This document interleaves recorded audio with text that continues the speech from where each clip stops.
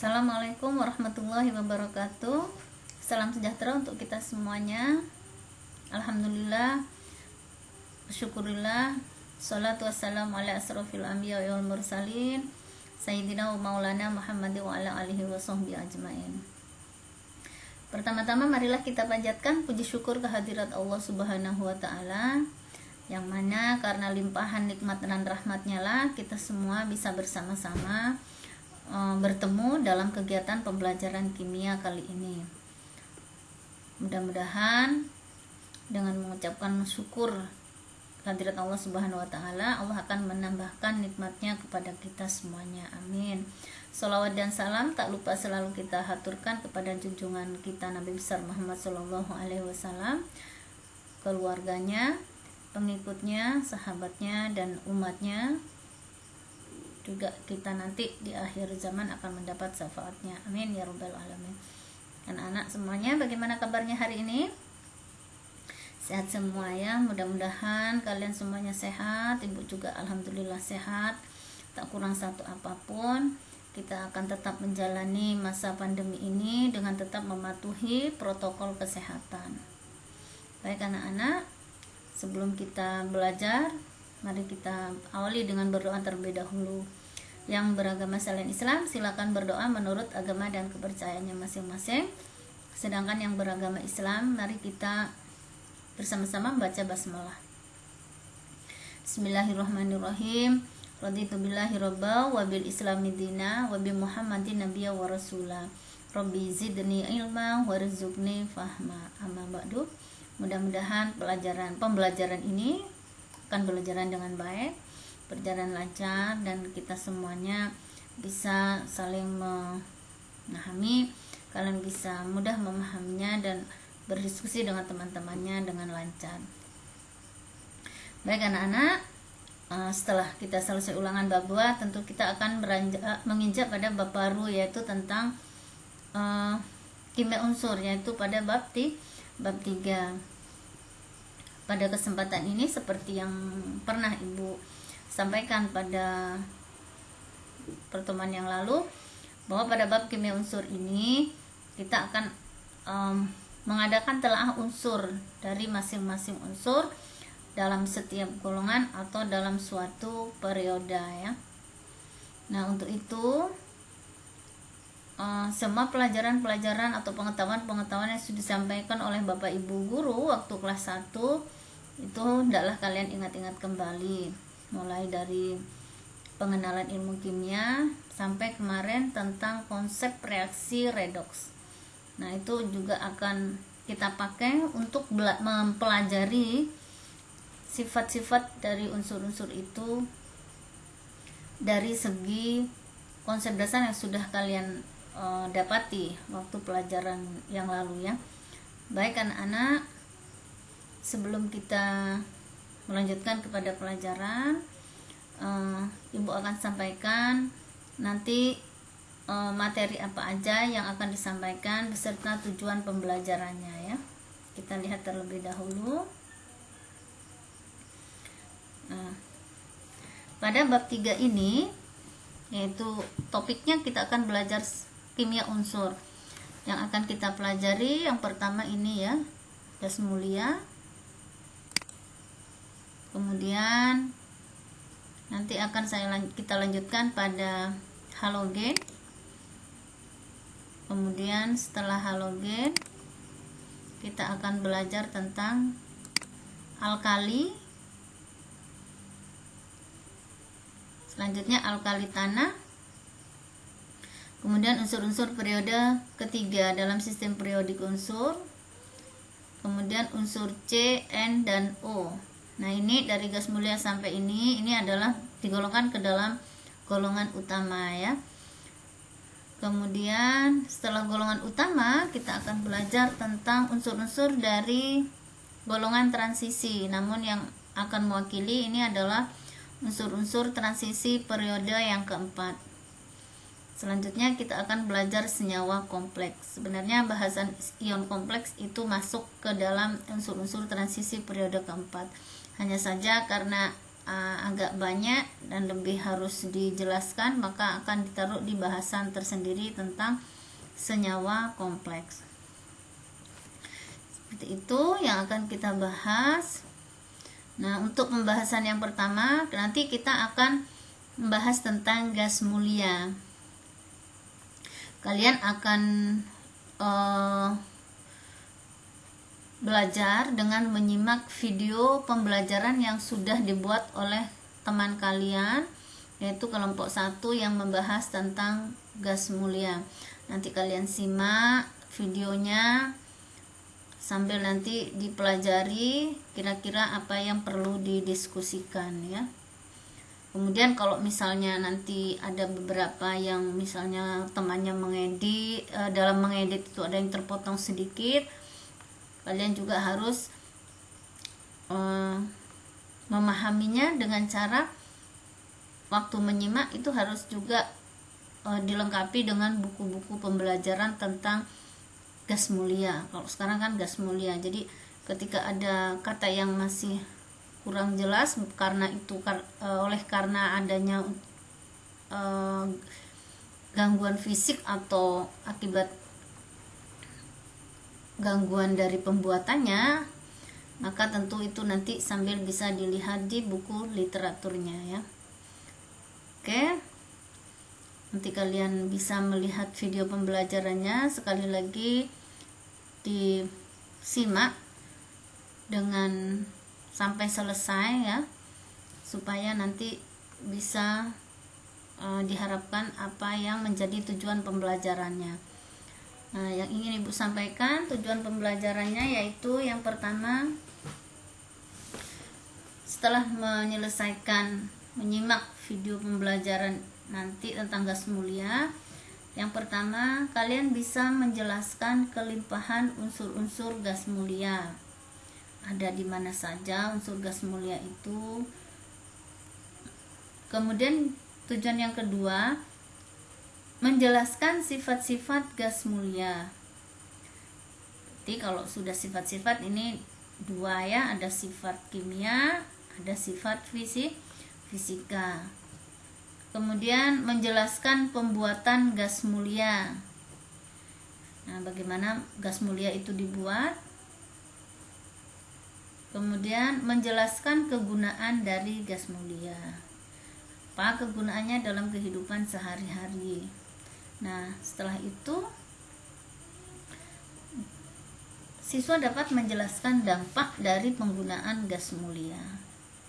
Nah, dari kelima tujuan pembelajaran ini diharapkan nanti kalian mampu memahami tentang unsur gas mulianya dari keseluruhan. Nah, setelah itu, setelah kalian belajar tentang 5 ini dan bisa menjelaskannya, diharapkan nanti akan timbul rasa syukur dan menyadari ternyata ada keragaman dari unsur-unsur kimia yang ada dalam kehidupan sehari-hari. Nah, keragaman ini tadi memberikan kepada diri kita untuk bersyukur betapa besar kebesaran Tuhan Yang Maha Esa yang telah menciptakan semuanya ini. Beraneka ragam unsur-unsur, beraneka ragam juga kegunaannya dalam kehidupan sehari-hari. Kemudian tujuan pembelajaran yang selanjutnya itu menunjukkan perilaku ilmiah. Perilaku ilmiah itu yang seperti apa? Yaitu berperilaku cermat, teliti, objektif, kritis, dan memiliki rasa ingin tahu yang tinggi dalam menyelesaikan suatu permasalahan. Jadi antusias, tidak tidak diam saja, tetapi semua ikut andil untuk bisa menyelesaikan persoalan-persoalan yang ada. Kemudian jujur.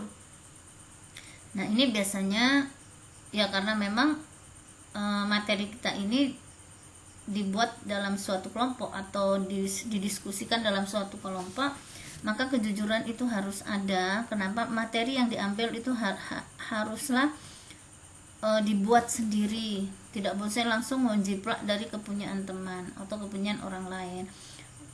Minimal di situ kita sudah tahu isinya, kita bisa menambahkan apa yang harus ditambahkan. Jadi jujur dalam membuatnya. Kemudian dia harus bisa bertanggung jawab atas apa yang sudah dia buat. Kemudian di dalam membuat itu tentu ada pendapat-pendapat dari kelompok-kelompoknya. Nah, di situ harus bisa menghargai pendapat orang lain.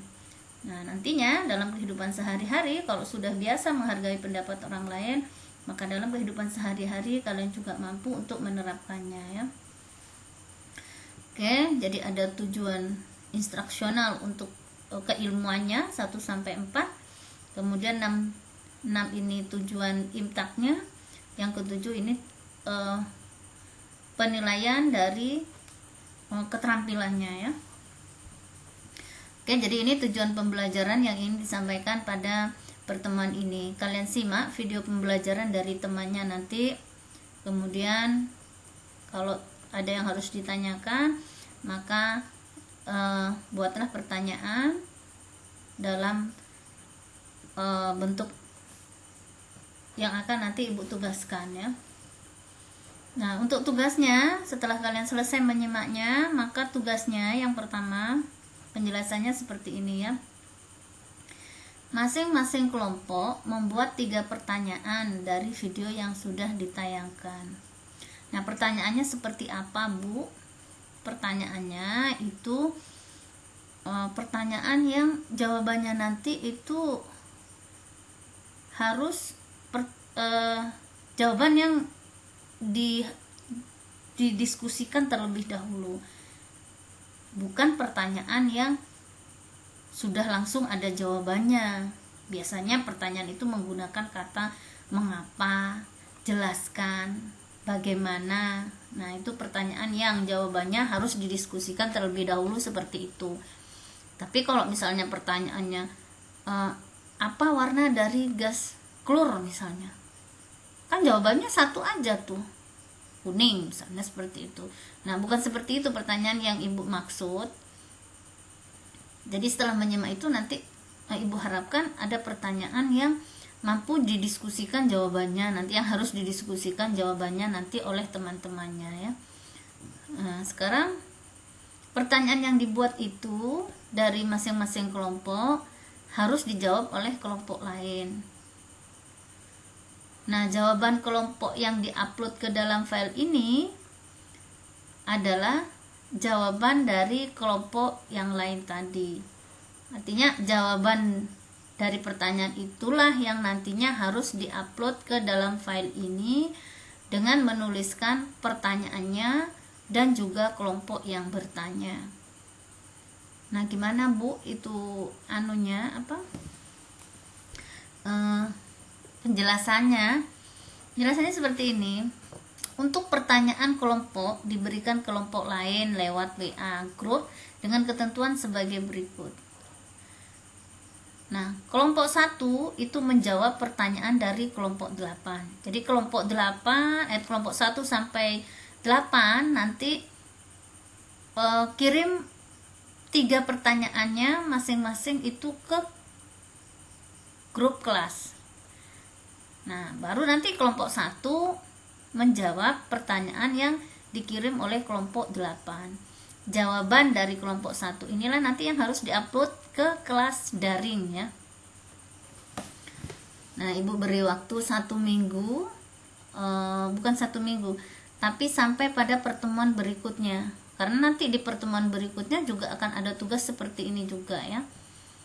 Jadi segera setelah kalian menyimak, kalian buat pertanyaannya, bagi tugas. Kalau memang tidak berkumpul saat menyimak, ya langsung dibagi tugas, 1 orang 1 misalnya. Kalau itu jumlahnya 3 dalam 1 kelompok kan bisa membuat 1 aja, 1 orang 1, baru dijadikan 1, nanti segera di share di kelompok grup kelas, beri nama pertanyaan kelompok 1 seperti ini misalnya. Nah, nanti kelompok 8 lah nanti yang akan menjawab pertanyaan dari kelompok 1. Jawaban dari kelompok 8 ini nanti yang akan harus diupload ke dalam file kelas daring.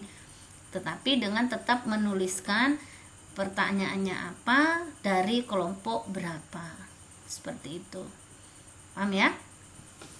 Nah, ini merupakan usaha dari kita untuk berdiskusi. Sebenarnya kalau kita tatap muka ya diskusi, siapa bertanya di situ nanti langsung dijawab baik oleh kelompok penyaji maupun oleh kelompok-kelompok yang lain. Nah, kelompok penyaji atau yang ditayangkan videonya itu tetap juga membuat pertanyaan supaya nanti semua kelompok bisa mendiskusikan apa pertanyaan yang diberikan tadi ya. Jadi tetap kelompok penyaji tetap juga memberikan pertanyaan. Nah, ini seperti ini sudah Ibu tentukan nih, kelompok mana dijawab kelompok berapa, seperti itu ya. Jadi anak-anak, pertanyaannya juga harus pertanyaan yang bukan jawaban singkat, tapi harus pertanyaan yang jawabannya mengundang diskusi atau membuat harus didiskusikan oleh teman-temannya, seperti itu ya. Baik, saya rasa itu anak-anak. Mudah-mudahan pembelajaran ini akan bermanfaat kepada kita. Kita bisa berdiskusi dengan teman-temannya dan tujuan pembelajarannya bisa tercapai.